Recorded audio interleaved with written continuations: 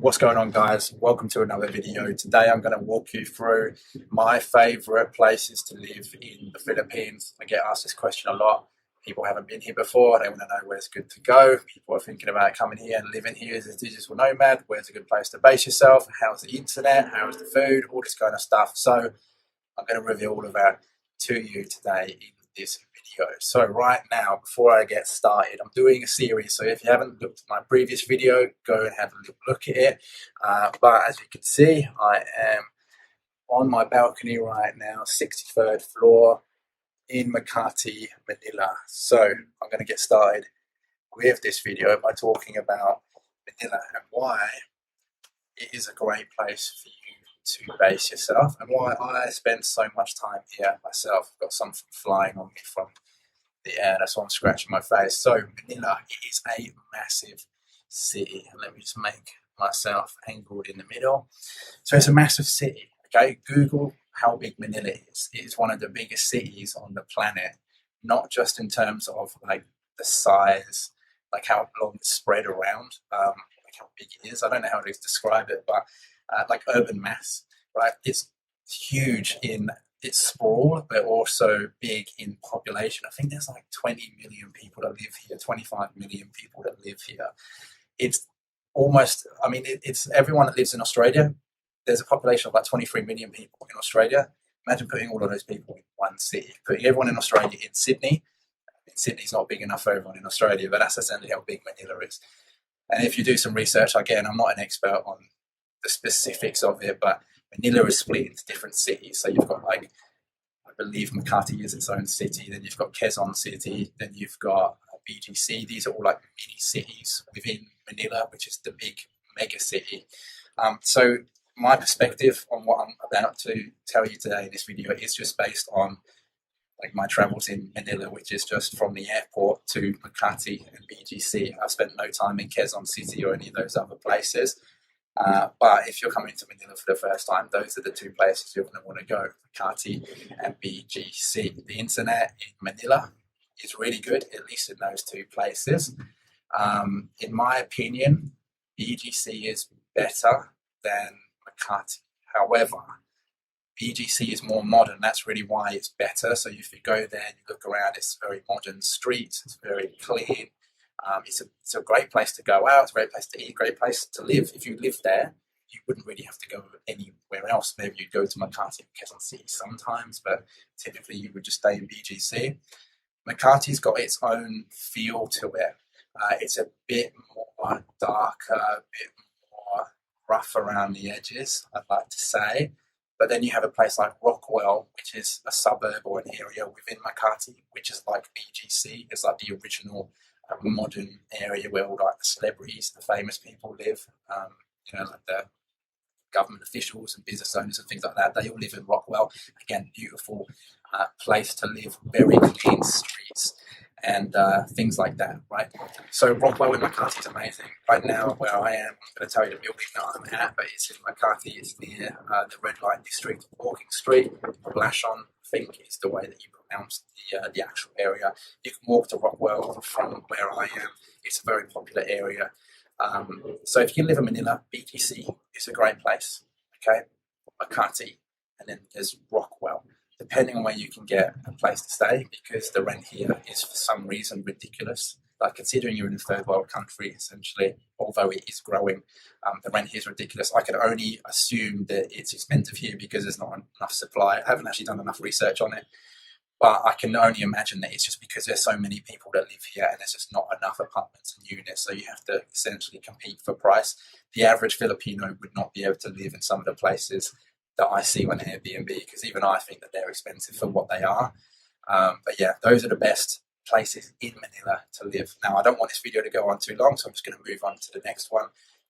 But just before I do, Manila is a great place for the internet. It's a great place if you're hiring Filipino staff or you're setting up business or anything like that. So definitely Manila would be my number one spot, especially if you like cities and things like that.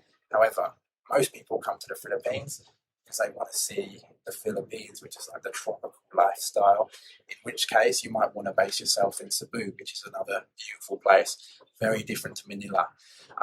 It's more beachy. I was just living in Mactan in La Lapu-Lapu or Lapu-Lapu in Mactan. I'm not really sure in the areas. It's essentially an island where the airport is. Amazing place. You've got resorts, you've got the beach, multiple beaches, multiple resorts. You've got big shopping centres in the Lapu-Lapu Mactan area, but then you also have Cebu City, which has IT Park. So if you can live in Cebu, I recommend living in IT Park, or as close to that if you want to live in the city. It's not nearly as big as Manila, though, from what you can see behind me. Cebu doesn't look really like this, although it is on the way up, because when I was there, I was living there for about a month. The construction there is ridiculous. Everywhere you turn, there's construction. So they must be having a construction boom in Cebu or just in the Philippines in general. So I believe it's a real up and coming place. The reason why you might want to actually base yourself there and why it's one of my favorite cities is because it's as close to everything else. So if you want to go to some of these tropical locations, like Siquijor, like Boracay, there's a few other ones that I can't remember right now, but basically it's in the middle of the Philippines. So from there, you can very easily catch a plane, catch a ferry or a boat to go to some of these amazing, beautiful tropical destinations. Completely different to Manila. Manila's major city urban sprawl. That's the word I was looking for, urban sprawl. Cebu's probably going to be like that in the next 10 years, but right now it's actually quite I would say it's a nicer place to live in terms of the scenery. Okay, the people are also very different. They have a completely different language in Cebu. Visayan, I believe, is the correct term for the language that they speak, whereas in Manila it's just Tagalog. If you're not familiar with the Philippines, there's like 60, probably even more, different dialects in this country, so everyone kind of speaks something different. And they can kind of all understand each other, but sometimes they can't at all. Just a little fact for you. So we've got Manila, we've got Cebu. Those are the two main ones. And then the third one is Boracay. So when I first came to the Philippines, I actually came to Manila with some friends, and we came to Manila first to go on to Boracay for New Year's Eve. An amazing island. It's a small island from my memory. I haven't been there for a while, but it's relatively small. And when you go there, it's basically just, well, from my experience, it was just like bars and clubs. Perhaps that's just the experience that I had. But I know it's beachy. Like I said, it's an island. Really good food. It was actually so good that I took my parents there a couple of years later just for them to experience Boracay. So if you're looking to go on holiday for New Year's Eve, Boracay is an amazing place.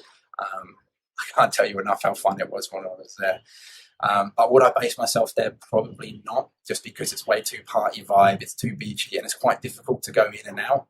Because once you arrive, from memory, once you arrive there, you have to catch a ferry to get to Boracay. It's kind of strange. I don't know the specifics of it. Like I said, I haven't been there for a little while, but that was my experience at the time, unless it's changed. The internet as well is also not that good, whereas in Manila and Cebu, I didn't have any problems. Of course, it depends where you live. So I haven't found that many co-working spaces in either of these or any of these cities. In the Philippines, it's not really a big thing here, I don't think. Unlike Thailand, for example, there's heaps of co-working spaces, and Bali, of course. But if you get a good unit or a good apartment, a good house, typically just an apartment in the Philippines is good enough. You'll have good internet. Just check with your host if you're doing Airbnb or whatever. The internet's pretty good here. They have lots of BPOs, business process outsourcing companies. There's a heap of them. Philippines is known for that, so they have to have good internet to be able to service all these companies from around the world. So just ask your host for the internet. Manila, Cebu, Boracay. Those are the three so far that I've mentioned. Now, the other ones are Davao. I haven't been there again for a long time. I think before COVID is when I went to Davao. A lot of people think it's dangerous for some reason. I think it's because it's in the south. And in the south, if you do some Googling, in the south of the Philippines, there's like a civil war going on, like a religious war. So I don't want to get into the details of that because I'm not really an expert, but it's away from the main city. And so when I went there, I was a little bit on edge, but it turns out that Davao is actually probably the safest city in the Philippines, far safer, might I add, than Manila. Manila is probably the most dangerous one. And I've had my fair share of experiences that maybe I'll talk about in another video. But yeah, if you want safety, go to Davao. You'll notice a lot of people will look at you.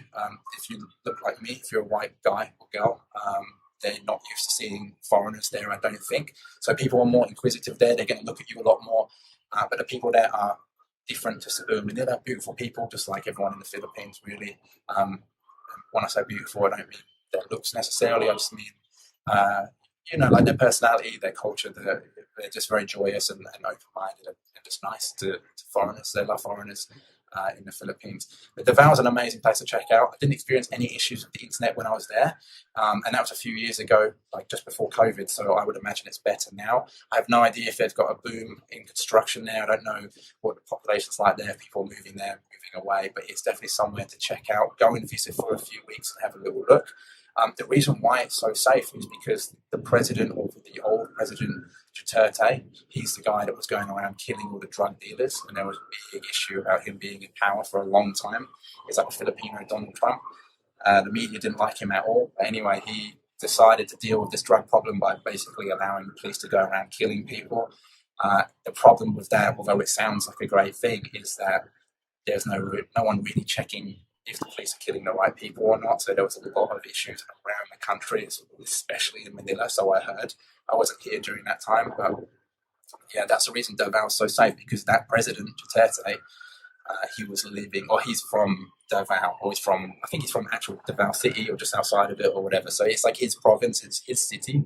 So he made that super safe first, and then he became the president of the Philippines. So yeah, interesting history in the Philippines as well. That's another really good reason why you should move here, or check out, or come and visit here, or just experience it. There's just so much history here, which I like.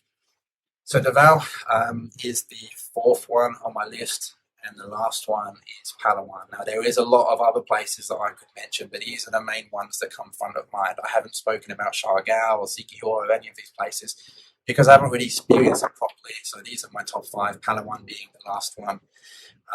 Why Palawan? It's just an amazing, beautiful, tropical destination to go and visit if you want to have like a holiday experience. I personally wouldn't live there because, again, it's like Boracay. It's a beachy place. It's hard to get in and out of.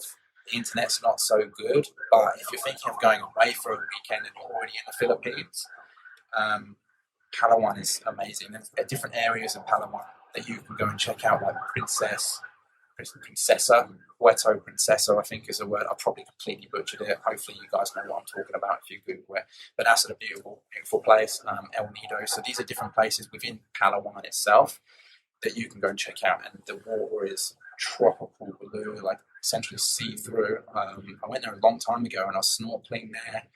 And you can just like take bits of bread into the ocean with you, and the fish will eat the bread like off your hands. Amazing place. Speaking of which, if you're interested in doing swimming with whale sharks, Cebu is where you go and do that. So that was also an amazing experience that I did years ago as well. So swimming with whale sharks, Cebu, tropical experience, Palawan, Boracay, Party Island, Manila, big city vibes, and Davao, safe, interesting, different kind of city to go and look at. So if you come to the Philippines, check out all those places. Those are my top 5 cities to live in or to visit in the Philippines. Everyone's different. For me personally, I like basing myself in either Manila or Cebu. Right now I'm based in Manila just because it makes sense for me. So yeah, guys, if you enjoyed this video, please give it a like, subscribe to the channel for more content like this. If you're interested in becoming a video editor, or if you're interested in AI video editing for your company so that you can scale it, check out the links in the description below. Check out some of the other links in the description below if you're a digital nomad or you're looking to become a digital nomad. There's different things being added in the description all the time. So yeah, check out the links in the description below. Like this video, subscribe to the channel, and if you have any questions, let me know in the comments below, and I'll see you guys in the next one.